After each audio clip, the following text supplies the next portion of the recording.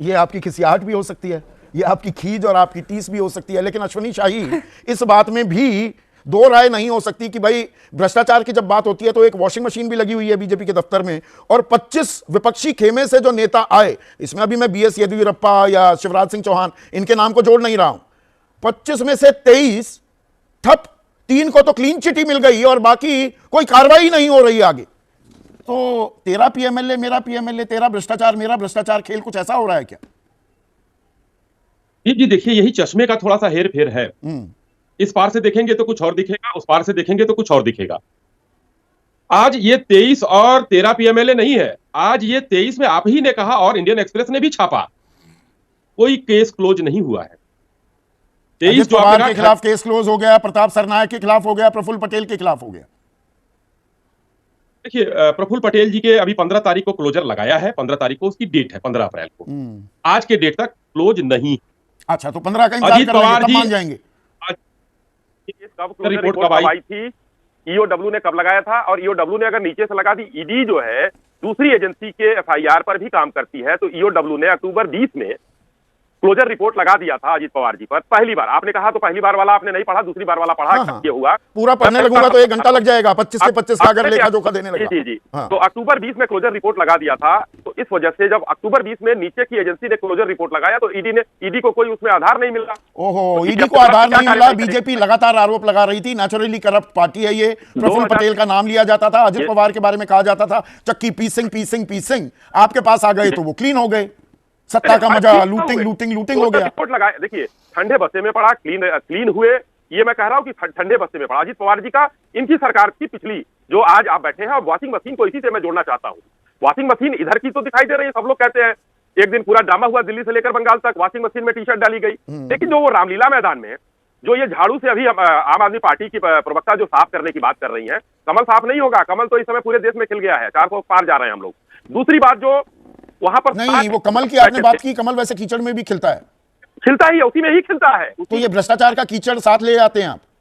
अब भ्रष्टाचार का है कि बढ़िया जो है ब्लैक WTC है, ब्लैक ऑयल का है, वो तो देखना पड़ेगा ना कि क्या है उसमें। नहीं, वो कह रही है कि निर्मला सीतारमण कह रही है आ जाइए, यही आरोप लगाया अभी प्रियंका कक्कड़ ने।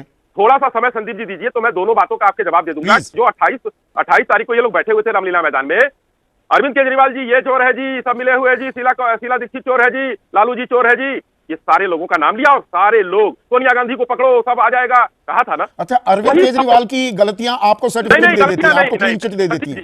संदीप जी पूरा सुनेंगे तो थोड़ा सा समझिए। निवेदन हमारा ये रहेगा कि जो वो कहते रहे कि ये भ्रष्टाचारी हैं, तो आज वो किस वॉशिंग पाउडर और किस वॉशिंग मशीन में धुल के वहां पर भ्रष्टाचार के खिलाफ लड़ रहे थे। एक भ्रष्टाचारी जो आरोप में बंद है उसके समर्थन में थे, पहली चीज।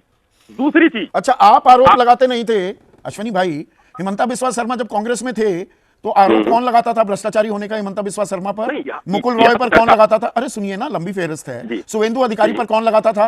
मेघालय में कॉनराड संगमा पिछले साल ही वहां पर चुनाव हुए, एक श्वेत पत्र जारी किया था कि ये तो भ्रष्ट सरकार है, उसमें साझीदार कौन हो गया? और एनसीपी का तो इतनी बार जिक्र हो गया तो मैं वो बात कहूंगा नहीं। अमरिंदर सिंह को भ्रष्टाचारी, उनके बेटे रणिंदर को भ्रष्टाचारी कौन कहता था? आप कहते थे कि नहीं कहते थे? 2013 में डीएमके ने समर्थन वापस लिया था और एक लग्जरी कार के लिए उनके यहाँ सीबीआई का छापा पड़ा था। जगन मोहन ने यात्रा निकाल दिया था, उनके यहाँ छापा पड़ा था। तो ये क्या हो रहा था उस समय? अच्छा, वो कर रहे थे। मैं अरे भाई, उनकी गिनाने से two wrongs don't make a right, do they? Ashwani भाई, आज देखिए, ये संदीप जी तो नहीं लगा रहे आरोप ना, संदीप जी लगा रहे हैं, तो मैं संदीप जी को। नवीन जिंदल पर आरोप लगाया कि नहीं लगाया कोयला घोटाला करने का बीजेपी ने? नहीं, एकदम लगाया। बीजेपी ज्वाइन की और अभी वहां पर तो जैसा मैंने जानकारी भी दी, वहां पर जांच जारी है और सीधे ही कुरुक्षेत्र से उम्मीदवार बना दिया। जनार्दन रेड्डी मां की गोद में आकर बैठ गए 2018 में। तो आप कह रहे थे हम जानते ही नहीं कि कौन है जनार्दन रेड्डी। 41 मामले हैं जनार्दन रेड्डी के खिलाफ। एकदम है, किसी का मामला मैं कहता रहा है। मैं कह रहा हूं कि अमर सिंह का बयान सबको याद है, किस तरीके से मुलायम सिंह जी की सरकार बची थी, मायावती जी की सरकार समर्थन कैसे दिया था उन लोगों ने, सबको पता है। तो मतलब कांग्रेस से सीख रहे हैं? नहीं, ये मैं जवाब दे रहा हूं अपने विरोधी दलों को। अब मैं संदीप चौधरी जी का जवाब दे रहा हूं। संदीप चौधरी जी का अगर ये सवाल है तो माननीय गृह मंत्री जी का कुछ दिन पहले का एक इंटरव्यू एक चैनल को दिया हुआ आप देखिए। उन्होंने स्पष्ट रूप से कहा था कि किसी एक का नाम बताइए कि हमने जांच बंद कर दी हो। अरे जांच चल नहीं रही, वो बंद नहीं की। वो ये भी एक रणनीति है क्या कि देखिए जांच को डाल दिया ठंडे बस्ते में, पर इधर उधर ज्यादा करोगे, अब आ गए हो बीजेपी में, इधर उधर हिले तो जांच फिर शुरू।